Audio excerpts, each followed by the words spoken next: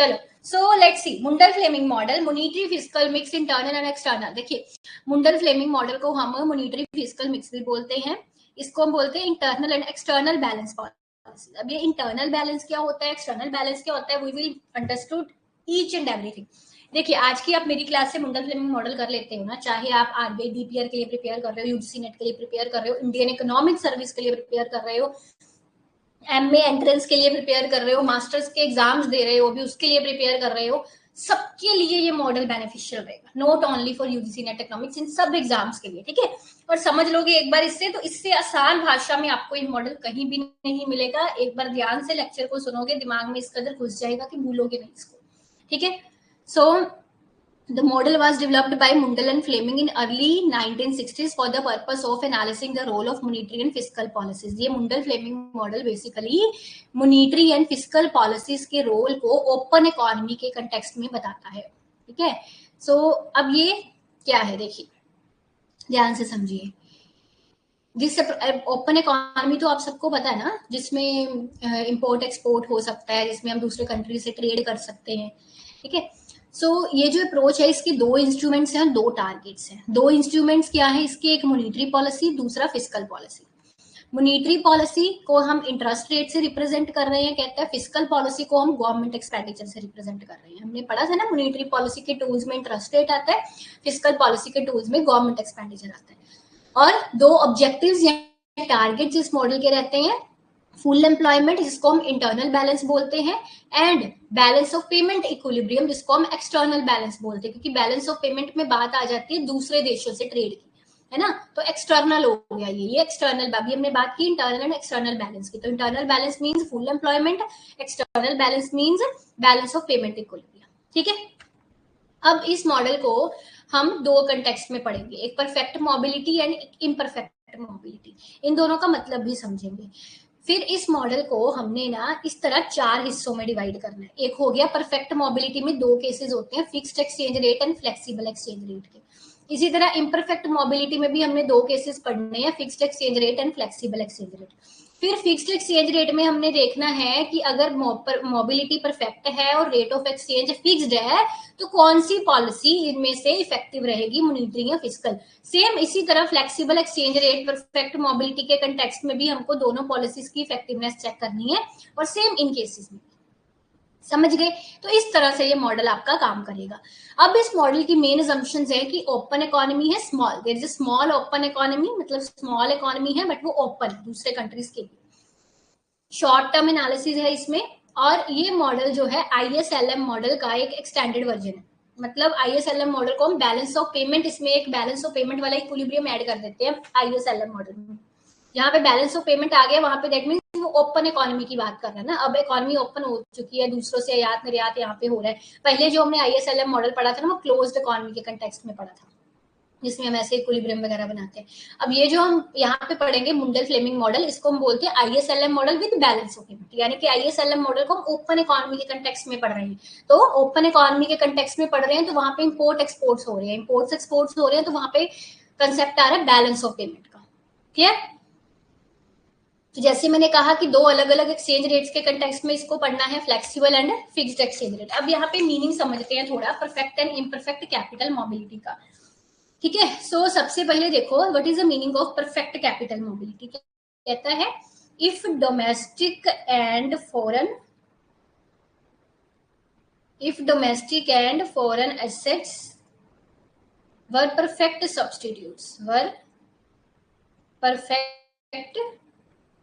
Substitutes. आप ऐसा भी बोल सकते हो व्हेन यू आर सेइंग कि जो डोमेस्टिक इंटरेस्ट रेट है और जो फॉरेन इंटरेस्ट रेट है, ये दोनों बराबर है ना। तो इस केस में एक perfect mobility, perfect capital mobility. Imperfect capital mobility में इंटरेस्ट रेट्स बराबर नहीं है, domestic interest and foreign interest rates are not equal. और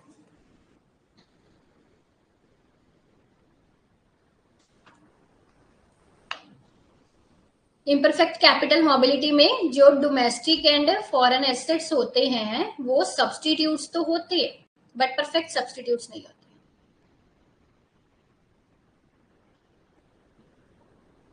but not perfect substitutes. जो परफेक्ट कैपिटल मोबिलिटी है, इसमें जो आपका बीपी शेड्यूल बनता है, यानी कि बैलेंस ऑफ पेमेंट का कर्व बनता है, वो हॉरिजॉन्टल बनता है। अभी मैं आपको ये दिखाऊंगी। और इम्परफेक्ट कैपिटल मोबिलिटी में वो हॉरिजॉन्टल नहीं बनता, उसकी शेप अलग होती है। I will make you understand. देखिए, ये है बीपी कर्व। सबसे पहले हमको ये बनना है कि आईएसएलएम फ्रेमवर्क में जो हमने एक्स्ट्रा एलिमेंट एक बैलेंस ऑफ पेमेंट का ऐड किया है, उसका कर्व कैसे बनता है, बीपी कर्व कैसे बनता है। देखिए, ये देखो, the slope of BP curve depends upon the mobility level. तो ये क्या लिखा हुआ है, अगर तो परफेक्ट कैपिटल मोबिलिटी है, परफेक्ट कैपिटल मोबिलिटी के केस में ये मेरा इंटरेस्ट रेट है, ये मेरा इनकम है। परफेक्ट कैपिटल मोबिलिटी के केस में जैसे मैंने अभी आपको पढ़ाया कि आपका बैलेंस ऑफ पेमेंट का कर्व जो है हॉरिजॉन्टल स्ट्रेट लाइन रहता है। नो, अगर बिल्कुल कैपिटल मोबिलिटी है ही नहीं, नो कैपिटल मोबिलिटी का मतलब कि एक देश से दूसरे देश कैपिटल जा ही नहीं सकता, है ना। मोबाइल नहीं है कैपिटल कि ये बंदा इस देश में नहीं इन्वेस्ट कर सकता, ये बंदा इस देश में नहीं इन्वेस्ट कर सकता, ठीक है। तो उस केस में नो कैपिटल मोबिलिटी का केस है, तो बीपी शेड्यूल वर्टिकल बनेगा। इम्परफेक्ट कैपिटल मोबिलिटी में आपका बीपी शेड्यूल अपवर्ड स्लोपिंग बनता है। क्या बनता है, अपवर्ड स्लोपिंग या पॉजिटिव स्लोपिंग, ठीक है। तो वही चीज उसने यहाँ पे लिखी हुई है। तो वो कहता है कि परफेक्ट कैपिटल मोबिलिटी में बीपी कर्व हॉरिजॉन्टल होता है और ये दोनों इक्वल होते हैं। इन दोनों के इक्वल होने का मतलब मैंने आपको अभी समझाया कि domestic interest rate and foreign interest rate दोनों इक्वल होते हैं, क्लियर। अब ये जो इसने BP greater than zero less than zero लिखा हुआ है ना, इसका मीनिंग हम आगे जाके पढ़ेंगे। इसका बेसिकली मतलब है बीपी का सरप्लस है, इसका मतलब है बीपी का डेफिसिट है, ठीक है। फिर इसी तरह यहाँ पे ये मतलब है बीपी का सरप्लस, नीचे अगर लाइन के नीचे चले जाए तो दैट मीन्स बीपी का डेफिसिट है, बैलेंस ऑफ पेमेंट का डेफिसिट। ये आगे जाके आपको और भी क्लियर होगा चीजें, ठीक है। ये देखो, BP curve depicts the different combinations of income and interest rate that assure the balance of payment equilibrium. तो points below the BP curve, मतलब बीपी कर्व के नीचे जो पॉइंट्स है वो डेफिसिट दिखा रहे हैं बीपी में, ठीक है। और जो पॉइंट्स बीपी कर्व के ऊपर है वो सरप्लस दिखा रहे हैं, जैसे मैंने कहा, ठीक है। फिर आगे, this is a first case. अब इस केस को समझना, ये पहला केस हमने यहाँ पे बनाया परफेक्ट कैपिटल मोबिलिटी में फिक्स्ड एक्सचेंज रेट का, ठीक है। अब इसमें क्या होता है, देखो, हम यहाँ पे बात किसकी कर रहे हैं, बात कर रहे हैं fixed exchange rate and perfect capital mobility, ठीक है। तो पहले हम इसमें देखते हैं मॉनेटरी पॉलिसी, फिर इसी केस में हम देखेंगे फिस्कल पॉलिसी, राइट। पहले हम देखेंगे मॉनेटरी पॉलिसी, फिर हम देखेंगे फिस्कल पॉलिसी इसी केस में, कि ये वाला जो केस है इसमें कौन सी पॉलिसी इफेक्टिव है, ये हमको देखा बेसिकली यहाँ पे, क्लियर।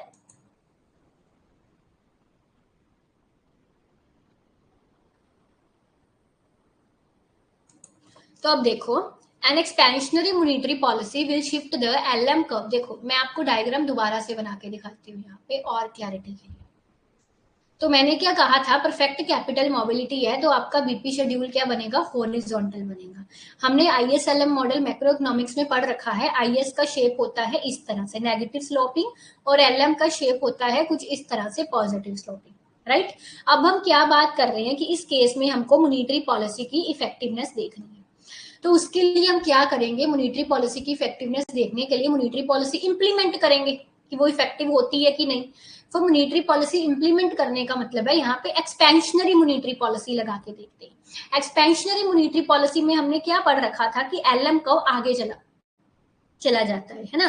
सो एक्सपेंशनरी मॉनेटरी पॉलिसी जैसे ही हम लगाते हैं, आपका ये एलएम कर्व आगे की तरफ आ गया और एलएम से ये एलएम डैश बन गया, यानी कि हम ये वाले पॉइंट से इस वाले पॉइंट पर इक्विलिब्रियम में आ गए। कोई बात क्लियर। तो एलएम कर्व आगे की तरफ गया, जिससे नया इक्विलिब्रियम मेरा ये ऊपर से, यानी कि मान लो ये ई नोट था, यहां से नीचे आ गई मैं E1 पर, ठीक है। तो अब देखो, हम बीपी कर्व के बिलो है। हमने क्या पढ़ा था कि बीपी कर्व के बिलो जो पॉइंट होता है वहां पे डेफिसिट होता है, राइट, पढ़ा था ये। वहां पे क्या होता है, डेफिसिट होता है। तो पॉइंट क्योंकि उसके नीचे है तो यहाँ पे बैलेंस ऑफ पेमेंट का डेफिसिट होगा। अब यहाँ पे एक्सचेंज रेट फिक्स्ड है। एक्सचेंज रेट फिक्स्ड का मतलब है कि ऑटोमेटिक एडजस्टमेंट नहीं होगी, गवर्नमेंट को इंटरवीन करना पड़ेगा, ठीक है। तो बैलेंस ऑफ पेमेंट डेफिसिट में अब गवर्नमेंट क्या करती है, ये ध्यान से समझना। जब बैलेंस ऑफ पेमेंट का डेफिसिट होता है, उसका मतलब होता है, डेफिसिट का मतलब क्या होता है, डेफिसिट का मतलब होता है कि हम लोग इंपोर्ट ज्यादा कर रहे हैं एक्सपोर्ट से, राइट। क्या कर रहे हैं, हम लोग इंपोर्ट ज्यादा कर रहे हैं एक्सपोर्ट से। तो इस केस में अगर फिक्स्ड एक्सचेंज रेट है तो गवर्नमेंट इंटरवीन करके इस चीज को कैसे ठीक करेगी, let's understand. So government purchase करेगी डोमेस्टिक करेंसी एंड सेल करेगी फॉरेन करेंसी। यानी कि जो गवर्नमेंट है ना, ध्यान से इस चीज को लिख लो, कहीं पे याद रखना, रिलेशनशिप से बड़े काम आएंगे आपके।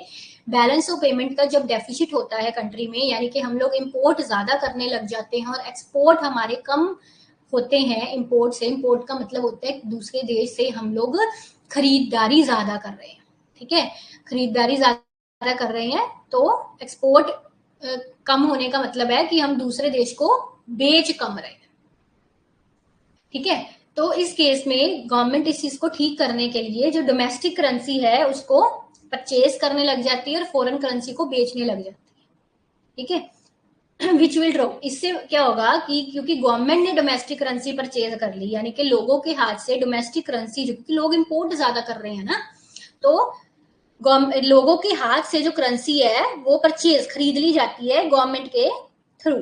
तो इससे लोगों के हाथ में पैसा कम हो जाता है, यानी कि लोगों के हाथ में मनी सप्लाई कम हो जाएगी।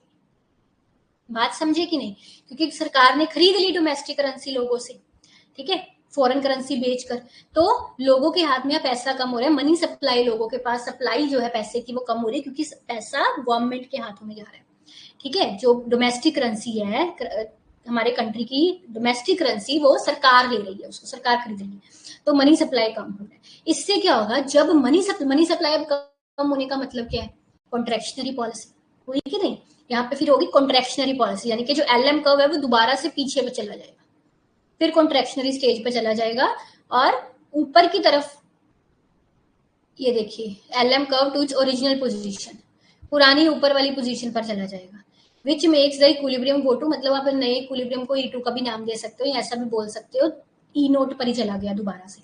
तो यानी कि मॉनेटरी पॉलिसी लगाने का कोई इफेक्ट पड़ा ही नहीं इस सर्कमस्टांसेस में, so that means monetary policy is not effective in this case. आई बात समझ में,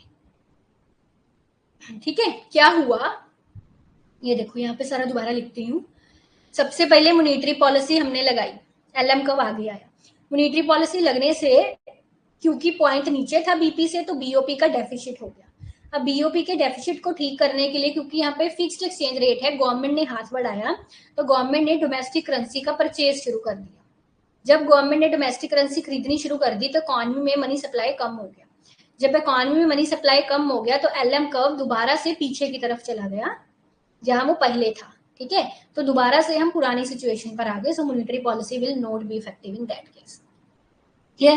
अब बात करते हैं फिस्कल पॉलिसी की। ये देखो यहाँ पे मैंने डायग्राम बनाई भी हुई है, मैं फिर से एक बार आपको दोबारा यहाँ बना के दिखा देती हूँ। ये देखो फिस्कल पॉलिसी में क्या होगा, सेम बाकी सभी चीजें वैसे ही रहेंगी।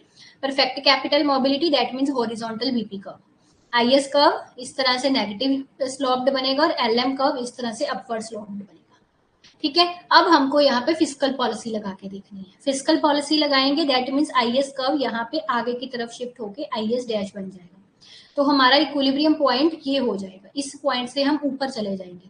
तो अब मुझे बताइए यहाँ पे बैलेंस ऑफ पेमेंट का क्या होगा, सरप्लस होगा, राइट, बीपी का सरप्लस होगा, क्योंकि ये पॉइंट ऊपर है बीपी कर्व के, ठीक है। अब यहाँ पे क्या करेगी, यहाँ पे गवर्नमेंट उल्टा करेगी, गवर्नमेंट ऑपोजिट वे में इंटरवीन करेगी, गवर्नमेंट फॉरेन करेंसी को परचेज करेगी और डोमेस्टिक करेंसी को बेचेगी।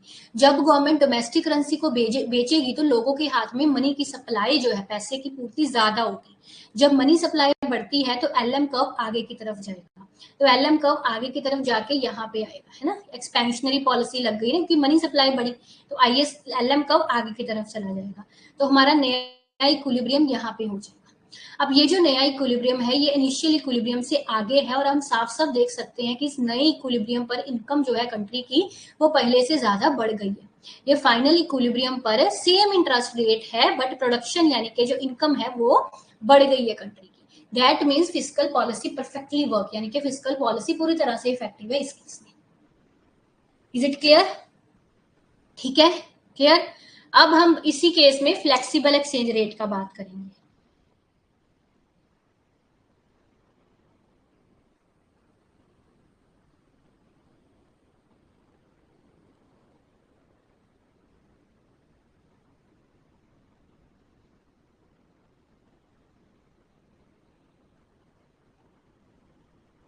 समझ आ रहा है ना यहाँ पे, यहाँ तक सबको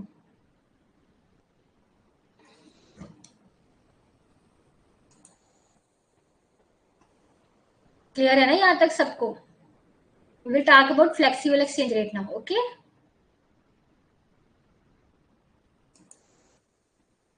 चलो, सो फ्लेक्सिबल एक्सचेंज रेट में अब क्या हो रहा है, देखो फ्लेक्सिबल एक्सचेंज रेट है यहाँ पे, ठीक है। बाकी सब चीजें मैं इसका भी आपको दोबारा से डायग्राम बना के दिखाती हूँ। कहाँ पे बनाए, यहाँ पे, ये देखो अब क्या हुआ यहाँ पे, बीपी शेड्यूल सीधा आएगा क्योंकि परफेक्ट कैपिटल, अभी भी केस हमारा तो परफेक्ट कैपिटल मोबिलिटी चल रहा है, बस उसमें हम फ्लेक्सिबल एक्सचेंज रेट की बात कर रहे हैं। आईएस कर्व एज यूजुअल ऐसे रहेगा और एलएम कर्व एज यूजुअल ऐसे रहेगा।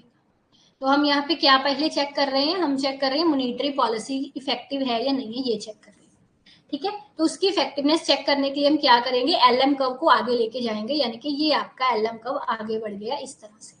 तो पहला इक्विलिब्रियम ये था, अब नया इक्विलिब्रियम मेरा उसके नीचे आ गया। तो क्योंकि न्यू इक्विलिब्रियम नीचे है तो यहाँ पे क्या होगा, बैलेंस ऑफ पेमेंट का डेफिसिट होगा। अब ध्यान से समझो, अब यहाँ पे बैलेंस ऑफ पेमेंट का डेफिसिट है, यहाँ पे गवर्नमेंट इंटरवीन नहीं करेगी कुछ भी करने के लिए, क्योंकि यहाँ पे एक्सचेंज रेट फ्लेक्सिबल है, यहाँ पे ऑटोमेटिक एडजस्टमेंट्स होंगी। अगर आपको याद हो तो मैंने आपको इंटरनेशनल इकोनॉमिक्स के पहले लेक्चर्स में ये चीज समझाई हुई है कि जब बैलेंस ऑफ पेमेंट का डेफिसिट होता है, यानी कि जब इंपोर्ट्स जो है वो एक्सपोर्ट्स से बढ़ जाते हैं, तो उस केस में हमारी जो करेंसी है वो डेप्रिसिएट हो जाती है, डोमेस्टिक करेंसी की वैल्यू जो है डेप्रिसिएट हो जाती है, इस केस में कम हो जाती है। ये चीज मैंने आपको पुराने लेक्चर्स में समझाई हुई है, ठीक है। तो जब डेप्रिसिएशन आता है तो डेप्रिसिएशन आने से क्या होता है, इसका प्रभाव क्या पड़ता है, डेप्रिसिएशन आने से हमारे एक्सपोर्ट्स बढ़ जाते हैं एंड इंपोर्ट्स कम हो जाते हैं, यही होता है ना। तो क्योंकि यहाँ पे फ्लेक्सिबल एक्सचेंज रेट है तो बीओपी का डेफिसिट आने से करेंसी डेप्रिसिएट हो गई। अब करेंसी डेप्रिसिएट होने से क्या हुआ, एक्सपोर्ट्स बढ़ गए, ठीक है, एक्सपोर्ट्स बढ़ गए। अच्छा, एक्सपोर्ट्स बढ़ने से क्या, foreigners can now buy more of our product, मतलब अब फॉरेनर्स एक्सपोर्ट सस्ते पड़ रहे हैं, फॉरेनर्स को हमारे हमसे एक्सपोर्ट करना उनको सस्ता पड़ रहा है तो वो एक्सपोर्ट ज्यादा कर रहे हैं। तो एक्सपोर्ट्स का प्रभाव पड़ता है आईएस कर्व पर। जब कंट्री में एक्सपोर्ट ज्यादा होते हैं तो जो हमारा आईएस कर्व होता है वो राइट की तरफ, यानी कि फिस्कल पॉलिसी एक्सपेंशनरी फेज ले लेती है और आईएस कर्व जो है वो राइट की तरफ शिफ्ट हो जाता है, यानी कि मेरा आईएस कर्व यहाँ पे फिक्स शिफ्ट हो जाएगा because of increase in exports. तो अब ये जो फाइनल इक्विलिब्रियम है, यहाँ पे देखो सेम इंटरेस्ट रेट पर इनकम जो है पहले से काफी बढ़ चुकी है ना, सेम इंटरेस्ट रेट पे इनकम बढ़ गई, दैट मीन्स मॉनेटरी पॉलिसी इस केस में परफेक्टली काम कर रही है, ठीक है। Is it clear. अब इसी तरह अगर हम बात समझे फिस्कल पॉलिसी की, तो फिस्कल पॉलिसी में क्या हो रहा है, देखो फिस्कल पॉलिसी में ये मेरा बना बीपी शेड्यूल, ठीक है, ये मेरा बना आईएस कर्व और ये मेरा बना एलएम कर्व। अब इस केस में हमको एक स्पेशली फिस्कल पॉलिसी लगानी है तो आईएस कर्व में आगे शिफ्ट कर देती हूँ। जैसे मैंने आईएस कर्व आगे शिफ्ट किया तो आप देखो कि जो नया इक्विलिब्रियम है वो पहले इक्विलिब्रियम से ऊपर बना, यानी कि यहाँ पे बैलेंस ऑफ पेमेंट का सरप्लस आएगा। तो अब बैलेंस ऑफ पेमेंट का सरप्लस का मतलब है कि मेरे एक्सपोर्ट्स जो है वो इंपोर्ट्स से ज्यादा हैं। तो इस केस में मेरी करेंसी क्या होगी, उल्टी, पहले डेप्रिसिएट हुई थी इंपोर्ट ज्यादा होने से, अब एक्सपोर्ट ज्यादा होने से करेंसी एप्रिसिएट हो गई। तो एप्रिसिएशन से क्या होता है, एप्रिसिएशन का प्रभाव बीओपी पर उल्टा पड़ता है, जो डेप्रिसिएशन का पड़ रहा था उससे उल्टा प्रभाव। एप्रिसिएट होने से एक्सपोर्ट महंगे हो जाते हैं और इंपोर्ट सस्ते हो जाते हैं, जिस कारण एक्सपोर्ट्स पहले से कम हो जाएंगे और इंपोर्ट्स पहले से बढ़ जाएंगे। तो जब इंपोर्ट्स जो है वो पहले से बढ़ते हैं तो आपका जो आईएस कर्व है वो दोबारा पीछे की तरफ शिफ्ट हो जाएगा, क्योंकि हमने अभी पढ़ा था कि अगर एक्सपोर्ट्स बढ़ेंगे तो आईएस कर्व आगे की तरफ शिफ्ट होगा, और अगर एक्सपोर्ट्स कम होंगे, यू कैन से जब इंपोर्ट्स बढ़ेंगे तो आईएस कर्व पीछे की तरफ शिफ्ट होगा। तो इससे आईएस कर्व दोबारा से पीछे की तरफ शिफ्ट हो जाता है, हम पहले वाले पॉइंट पर आ जाते हैं, यानी कि फिस्कल पॉलिसी इस केस में इफेक्टिव नहीं रही। Is it clear.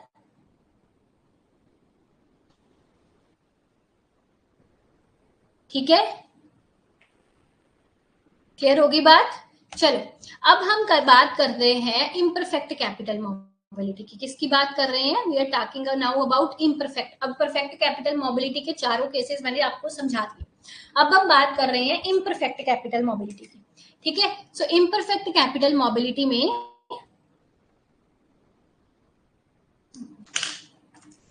Imperfect capital mobility में फ्लेक्सिबल, पहला केस मैंने लिया इम्परफेक्ट कैपिटल मोबिलिटी में flexible exchange rates and fiscal policy का, ठीक है।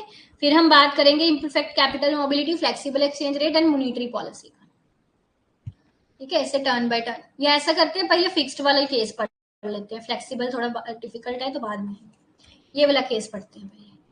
Monetary policy, fixed exchange rate and capital mobility क्या होगी इसमें, इम्परफेक्ट होगी। ठीक है, मैं एक बार दोबारा से आपका ओवरव्यू करवा दूंगी खत्म होने के बाद। क्लियर? अब ये डायग्राम है, देखो दोबारा से बना रही हूँ। तो यहाँ पे हमने क्या पढ़ा था, इम्परफेक्ट कैपिटल मोबिलिटी में आपका बीपी कर्व कुछ ऐसे बनेगा, ऐसे बनेगा कुछ, है ना, अपवर्ड स्लोपिंग बनेगा। और बाकी सारे कर्व सेम, ये आपका आईएस कर्व इस तरह से बना और ये आपका एलएम कर्व इस तरह से बना, और this is the equilibrium point. ठीक है, सो एक्सपेंशनरी पॉलिसी में क्या होगा, एलएम आगे की तरफ जाएगा, तो ये मैंने एलएम को आगे की तरफ शिफ्ट कर दिया। ठीक है, एलएम को आगे की तरफ शिफ्ट कर दिया। अब एलएम की आगे की तरफ शिफ्ट होने से मैं किस पॉइंट पर हूं, एक्चुअली दिस पॉइंट, है ना, ये पॉइंट पर हूं मैं, आईएस से यहाँ पे टच कर रहा है ना एलएम, तो इससे इंटरेस्ट रेट देखो पहले से कम हो रहा है और इनकम पहले से बढ़ रही है ना, इस पॉइंट पर आ गई, ये नया इक्विलिब्रियम बन गया। तो अब ध्यान से समझो, इस वाले पॉइंट पर क्या आपने देखा कि इंटरेस्ट रेट पहले से कम हो रहा है। अब यहाँ पे बात के इम्परफेक्ट कैपिटल मोबिलिटी में मैंने क्या कहा था, मेन पॉइंट है कि इंटरेस्ट रेट अलग अलग है। ठीक है, हमारा इंटरेस्ट रेट और फॉरेन का इंटरेस्ट रेट अलग अलग है। यहाँ पे इंटरेस्ट रेट मेन काम का फैक्टर वो है। ठीक है, तो यहाँ पे अब क्या है कि न्यू इक्विलिब्रियम पर इंटरेस्ट रेट कम हो गया, है ना। तो इंटरेस्ट रेट कम होने से हमने क्या पढ़ा था अपने लास्ट लेक्चर्स में कि कैपिटल क्या होता है, कैपिटल इनफ्लो डिक्रीज होता है, कैपिटल आउटफ्लो होगा। हमारा interest rate, domestic interest rate अगर कम है और फॉरेन में इंटरेस्ट रेट ज्यादा मिल रहा है, तो लोग बाहर अपना कैपिटल ज्यादा लगाएंगे, यानी कि डिक्रीज इन कैपिटल इनफ्लो का मतलब कि कैपिटल आउटफ्लो का, कैपिटल बाहर जाएगा। ठीक है, और कैपिटल का आउटफ्लो होना आपको याद है, बैलेंस ऑफ पेमेंट के एक में हमने करंट अकाउंट पढ़ा था, एक कैपिटल अकाउंट पढ़ा था, और हमने पढ़ा था कि कैपिटल अकाउंट की क्रेडिट साइड का मतलब है कि अगर ज्यादा कैपिटल आए, और कैपिटल अकाउंट की डेबिट साइड का मतलब क्या होता था कि अगर कैपिटल बाहर जाए, इन्वेस्टमेंट बाहर जाए, यही होता था ना। तो अगर कैपिटल आउटफ्लो होगा तो इससे कौन सी साइड बढ़ेगी, डेबिट साइड बढ़ेगी, डेबिट साइड बढ़ेगी, यानी कि बीओपी का डेफिसिट होगा, है ना, बीओपी का डेफिसिट होगा। अब यहाँ पे क्या है, एक्सचेंज रेट फिक्स्ड है, तो गवर्नमेंट इंटरवेन करेगी। तो गवर्नमेंट क्या करेगी, जो उस केस में किया था, याद करो, फिक्स्ड एक्सचेंज रेट में पहले भी सरकार ने यही किया था, अगर बीओपी डेफिसिट हो तो वो जो बाय कर लेगी, मतलब डोमेस्टिक करेंसी बाय कर लेगी और फॉरेन करेंसी को बेच देगी।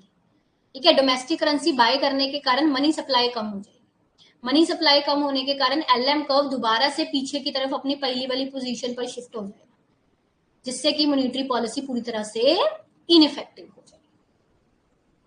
आई बात समझ में? Is it clear? आप इसको सिंपली ऐसे भी समझ सकते हैं कि ये जो एलएम मैंने आगे शिफ्ट किया, तो जो मेरा न्यू इक्विलिब्रियम बना वो बीपी कर्व के नीचे बना।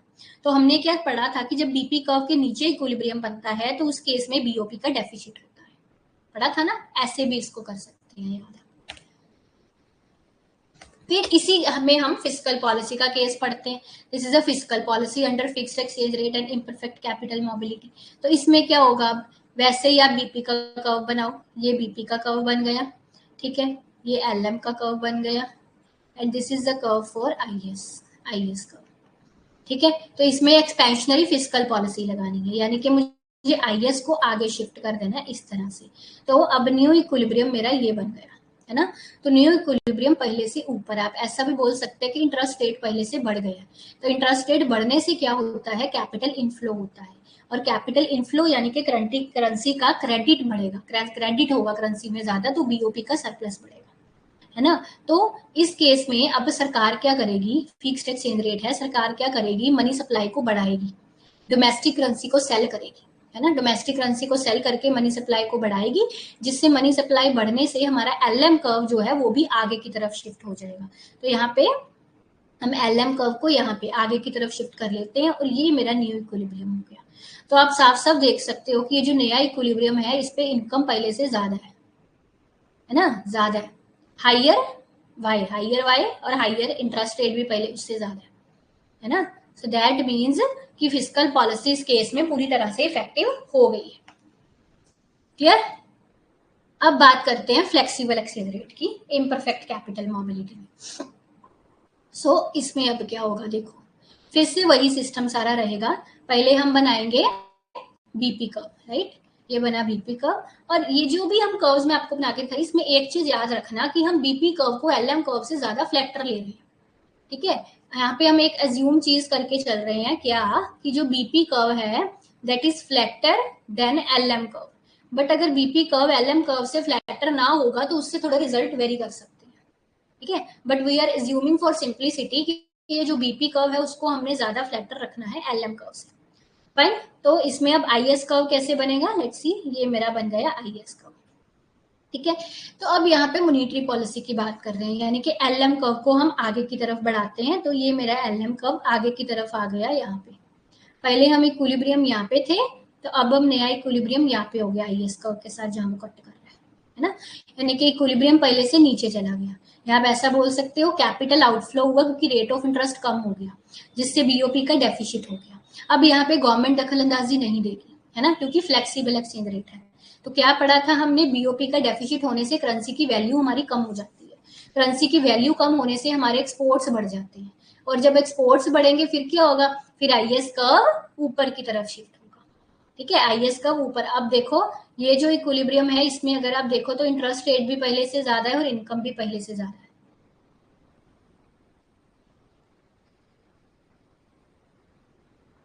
दिस पॉइंट ना, ये वाला पॉइंट है।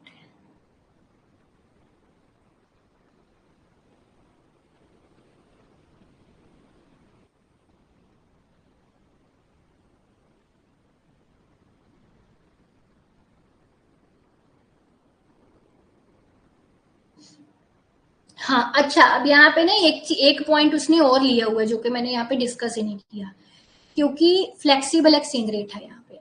तो फ्लेक्सिबल एक्सचेंज रेट का बैलेंस ऑफ पेमेंट पर प्रभाव भी पड़ता है। तो यहाँ पे फ्लेक्सिबल एक्सचेंज रेट होने के कारण जब जो डेप्रिसिएशन है ना, उससे मेरा BP note curve, BP zero curve जो है वो आगे की तरफ शिफ्ट हो रहा है, बीपी वन बन रहा है यहाँ पे, ये देखो, ठीक है। क्योंकि ये फ्लेक्सिबल एक्सचेंज रेट है तो उससे बीपी कर्व पर प्रभाव पड़ रहा है। So BP curve shift down to BP one, BP naught से इनके वो ऐसे शिफ्ट हो रहा है, डेप्रिसिएशन से ऐसे शिफ्ट हो रहा है ना। तो अब क्योंकि एक्सपोर्ट से ज्यादा बढ़ गए हैं तो एक्सपोर्ट्स बढ़ने से आईएस कर्व भी पहले से आगे शिफ्ट होगा। तो फिर न्यू इक्विलिब्रियम जो है मेरा वो इस तरह से बनेगा, जैसे यहाँ बना हुआ है देखो।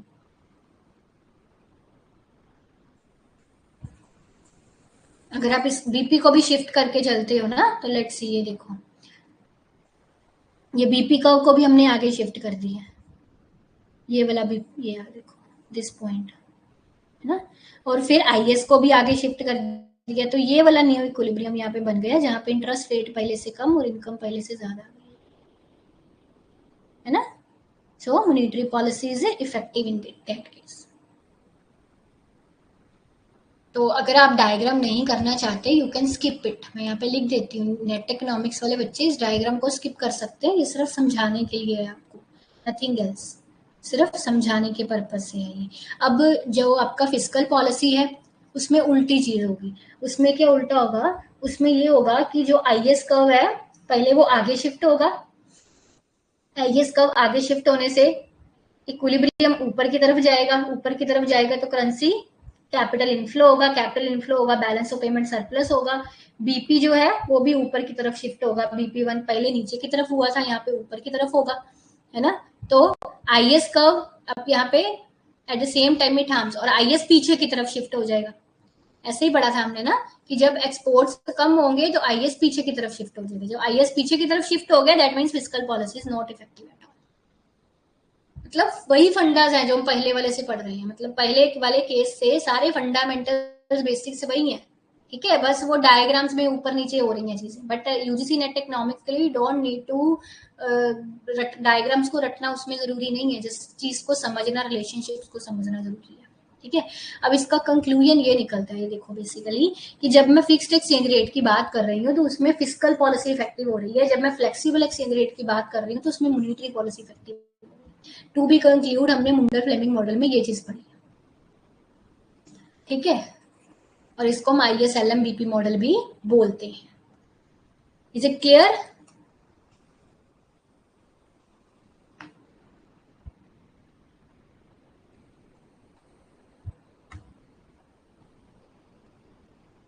ठीक है, यस। तो बाकी मैंने टैरिफ्स का क्लास एक डाला था और एक वर्ल्ड ट्रेड ऑर्गेनाइजेशन का डाला था। तो मैं आपको बता देती हूँ आपका बचा गया बेसिकली इंटरनेशनल के आपके 2 लेक्चर्स और लगेंगे कल का परसों का। इम्पॉसिबल ट्रिनिटी हम करेंगे, रिफंड डिलेमा हो गया, टैरिफ का मैंने एक लेक्चर आपको अपलोड कर दिया है।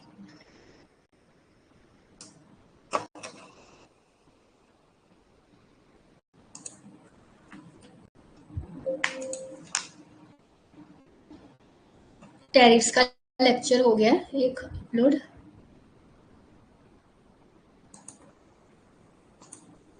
फिर हम टर्म्स ऑफ ट्रेड करना है हमको अभी, ये देखो मैं आपको दिखाती हूँ।